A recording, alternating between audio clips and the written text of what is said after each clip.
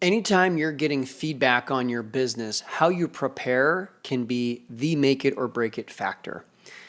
Today, you're going to learn the $1,000,000 hot seat method.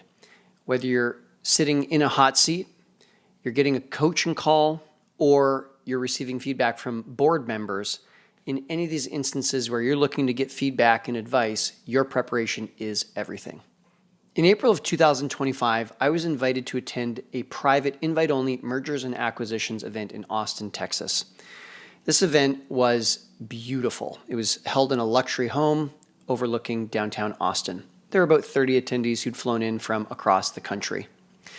The speakers and presenters were Tom Shipley, who's done over $2 billion in revenue and bought and sold dozens of companies, and Matt Bodnar, former Goldman Sachs guy who's done over $100 million in business transactions. They were not only helping us learn how to do deals, such as how to find deals, how to raise the capital for them, how to integrate them, etc. They were also doing 3 very special hot seats of just 10 minutes with 3 very lucky attendees. Now, it just so happens I was one of those 3 attendees who was chosen to get feedback from these guys on whatever deal questions that I had. The concept I had on the table was a concept to roll up law firms, so to buy various law firms and put them together. And I believe that this is an opportunity worth at least $100 million over the next 10 to 15 years. And I really needed their feedback on my idea to see if it was something worth pursuing or not. Now, there's one problem. I'm not an MBA. In fact, I was rejected from business school 3 times. And so I don't know this world of finance and M&A and all these kind of big fancy ideas. From 2016 to 2018, I wanted to shore up my skills though. And so I started getting mentored on how to think like an executive. In fact, this gentleman in this picture, Keith Cunningham, was a very important mentor to me at that time. I also studied management consulting concepts, including this book, The Pyramid Principle by Barbara Minto.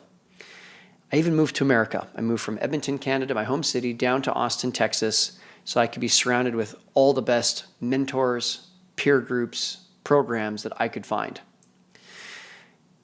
Then from 2018 to 2025, the 7 years after that, I started doing advisory work. I started doing more boardroom work. In fact, I was a part of over 150 board meetings. On 11 occasions, I helped save companies from bankruptcy, and on over 25 occasions now, I've helped find hundreds of thousands of dollars of free cash in businesses, oftentimes in just 3 months or less. It's also got me the opportunity to speak on wonderful stages like at Yale, NYU, and UT as well. Which brings us back to my hot seat opportunity. And I did not want to mess it up. I had just 10 minutes with Tom and Matt to see if my $100 million idea would fly or not. Now, I have to say, it didn't just go well, it went spectacularly well. I did the proper prep. Within about 3 minutes of my hot seat starting, we'd solved all the problems that I had. I couldn't believe it. It was absolutely remarkable. And because we had 7 bonus minutes, we actually tackled some other opportunities and issues, which have definitely taken it to the next level, and they've already helped make me tens of thousands of dollars more simply because of those bonus suggestions they've had. And I'm now proud to say I'm now unlocked and I'm in progress on my $100 million project.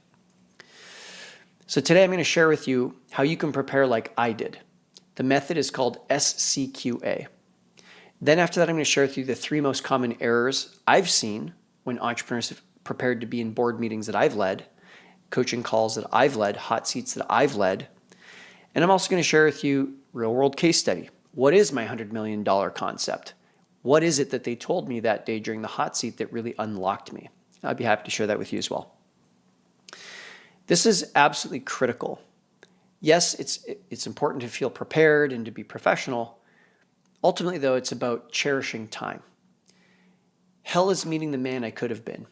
I don't want to get to the end of my life and look back and regret and feel like I've wasted time. And especially opportunities, golden opportunities like this with total pros like Tom and Matt. I want to make sure I'm extracting every bit of value.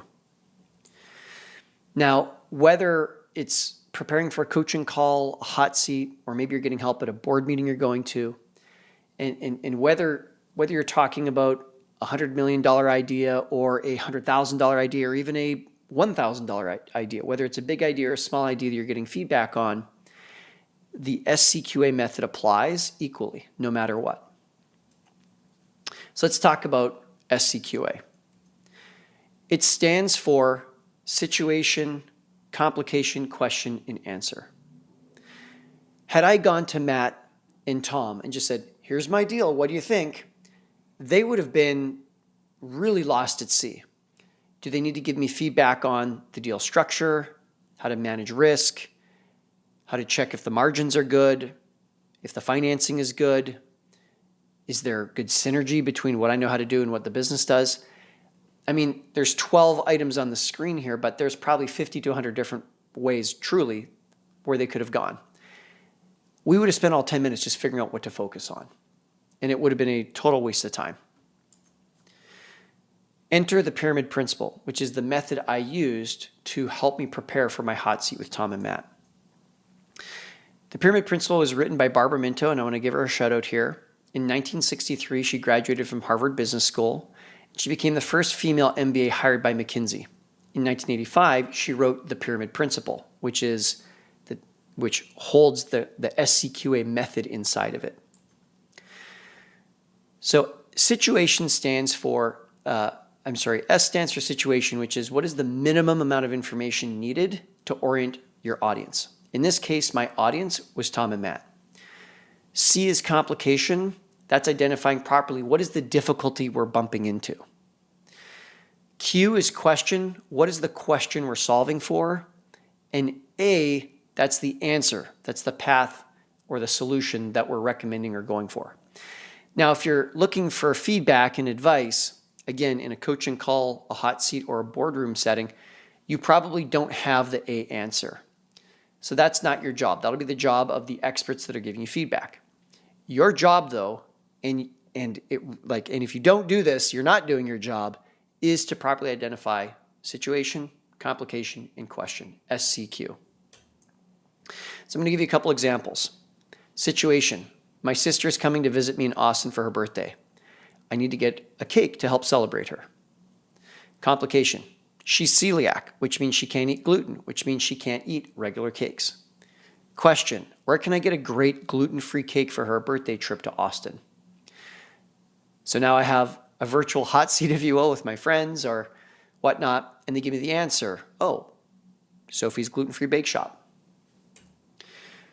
Let's take a less whimsical, more business-oriented example. Let's say the situation is that my company, Great Assistant, which hires executive assistants, has been around for 10 years and has served over 1,000 clients. That's true. I do own that company. The complication, cash flow is erratic. The highs are great, but the lows are very stressful. So the question is, how can I build steady and climbing cash flow? I would take that question into a coaching call, a hot seat, or a boardroom setting, and I could get some advice. The answer could be something like introduce a membership so we can create monthly recurring revenue. Now, the pyramid principle is called that not because of SCQA, but actually what comes after it. I'm not going to get into it. SCQA is not the entirety of the pyramid principle. If you want to study the whole thing, read the book. Once you have the answer on the table, though, you would then go into your reasoning for why this gluten-free cake should be purchased from Sophie's Gluten-Free Bakery. And that's where you start adding in, here's all the data in terms of why they have a great reputation, they're at a great location, a great price, whatever the reasoning might be. So now that we know what SCQA is, let's get into the most common errors. And I see this over and over again. I've been in 150 board meetings, and it's like heartbreaking to see how many hours, hundreds of hours, are wasted because whoever's in the hot seat has not done their homework ahead of time. The three issues are no clear question, number 2 is storytelling, and 3 is burying the lead. No clear question. I love this quote from Charles Kettering. He said, "A problem well defined is half solved." Charles Kettering was a prolific inventor, holder of 186 patents. He helped actually invent leaded gasoline, Freon, which we need for all of our air conditioning units, and also the electric starter on vehicles so that you don't have to hand crank a car to get it started. I can't tell you how many times I have gone to prepare to get help from a coach or a board, and just by properly identifying my problem which sometimes is a lot of heavy lifting. Like, what's my real issue here? All of a sudden, as soon as the problem is clear, I can just go Google my answer or go to ChatGPT or somewhere else. And sometimes I actually just cancel the coaching call because I don't need the help anymore. Defining the problem. If there's no problem on the table, there's no session to be had, is really the bottom line here. The second issue is storytelling. We naturally want to tell stories in an episodic format. This happened, and then this happened, and then this other thing happened, and then the guy got the girl, which is like the punchline. The big problem with that is that it really makes it difficult for our audience to know what they should be focused on and therefore how they can help us. When you're going episodic, there's a lot of cognitive load, like psychic RAM, that your audience is trying to listen for. Okay, what's the point here? Where are we going? What's the issue? Along the way, their brain is also going to be coming up with, oh, well, if it's revenue, I could help them with this. And oh, if it's leadership, it's that. And now their distracting ideas get in the way of them actually being able to help you on the core thing you need help with. And the third issue is that you end up, if you've got a fragmented kind of story woven question, now the feedback you're going to get is going to be scattered, where you get one bit of feedback on sales and one on leadership and one on finance, rather than it all being laser focused on the thing you actually need the most help with. So we got to get out of episodic storytelling. Instead, we want the key point to be at the very beginning. So the key question here is, what's the bare minimum your audience needs to know to feel oriented and prepared to answer your question? I'll say it again. What's the bare minimum your audience needs to know to feel oriented and prepared to answer your question? Whenever you get to that point, I want you to look at that bare minimum question and cut it in half.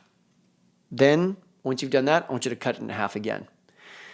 We want to be brutal, ruthless about how little information we give. On the example of my sister coming to Austin for her birthday, I could have got into, oh yeah, she's celiac. We found out 15 years ago, and it's real tough being a celiac because your food options are limited, and I don't want her to feel inconvenienced for her birthday. I want her to feel special, that she can eat the cake, and oh my word, on and on and on and on. It's not helpful. There's only two things we need to know. One, we need a birthday cake for my sister coming to town. Actually, that's the only piece of information. And then the only complication we need to know is that she's celiac, and therefore the only question we need to solve is where to get the best possible gluten-free cake. Super clean, super fast. I kind of hinted at this already, the third issue, which is burying the lead. This is a term from journalism. If the headline is Dow sinks by 5,000 points or Canada wins gold, put that at the top, make it the headline.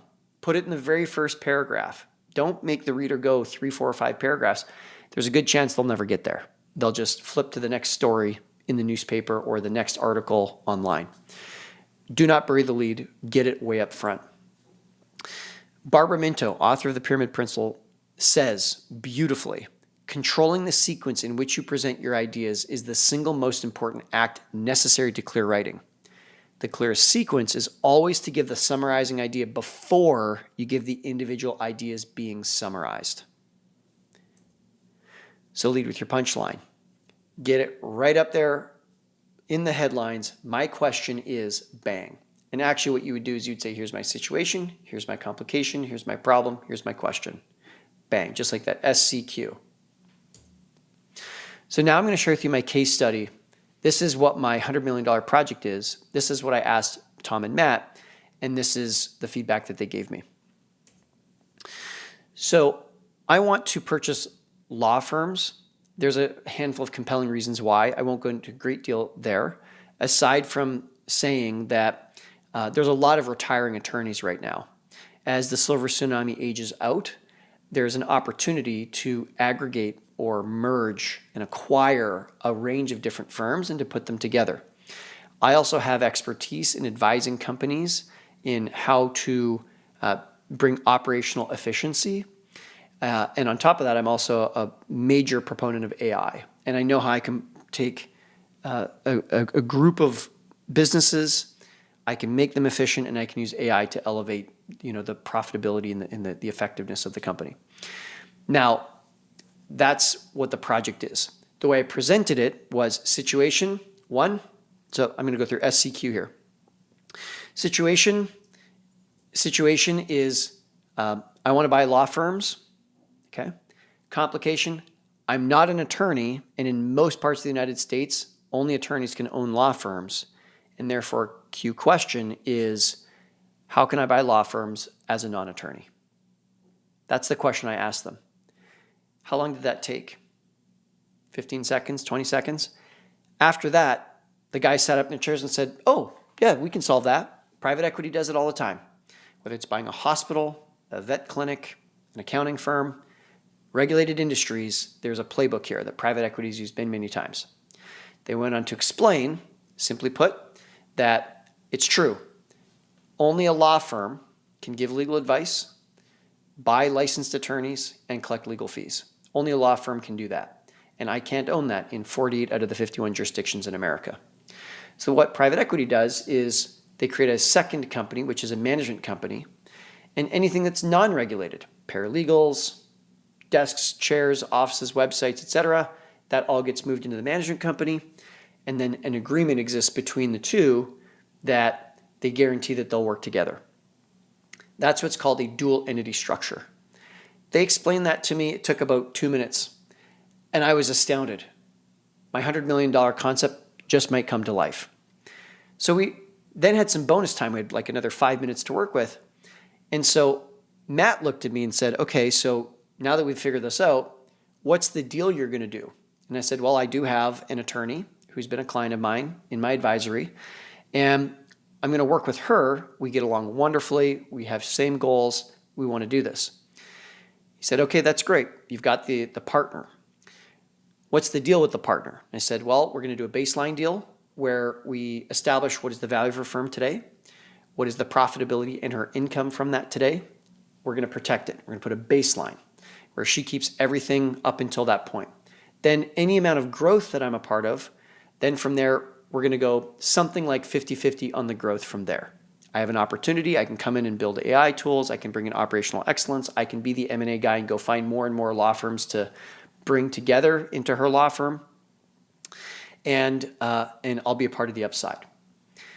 And Matt turned to me and said, hey, that's awesome. At the same time, when private equity does this, not only do they split on the upside, but there's also a management fee that they'll charge every single month or once a quarter, or, every other week, something like that. He said, what's your management fee going to be? And I said, I don't know. What's the standard?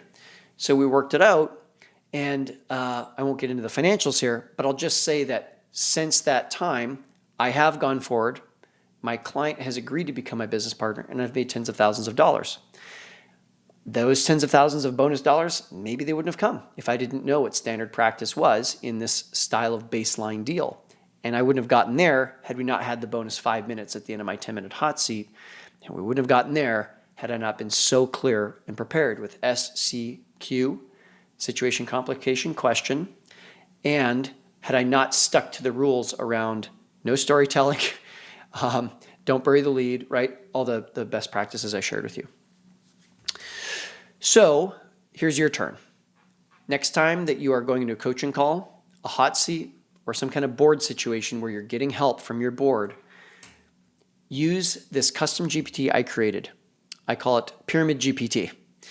Go to bit.ly/Pyramid GPT. When you click on that, it'll take you to this bit.ly screen, carry through to the destination, and you'll see it right here. In here, you can simply describe the challenge that you've got, the feedback you're seeking to get, and just go back and forth with the Pyramid Principle Coach until such time as you've got your situation, your complication, and your question crystal clear. At that point, you'll know that you've done your job and you're ready for your hot seat. And remember, if you've got no question, right, situation, complication, question, if you have no question, there's no hot seat to be had because you're just going to spend your hot seat time trying to figure out what that question is, or your coaching call, or your board meeting. Now, one more thought. Time is absolutely precious, as I mentioned a few minutes ago. Your hot seat time is sacred. You have no idea what the kind of feedback you're going to get could unlock. It could unlock your next major business move, and it could be worth $100 million.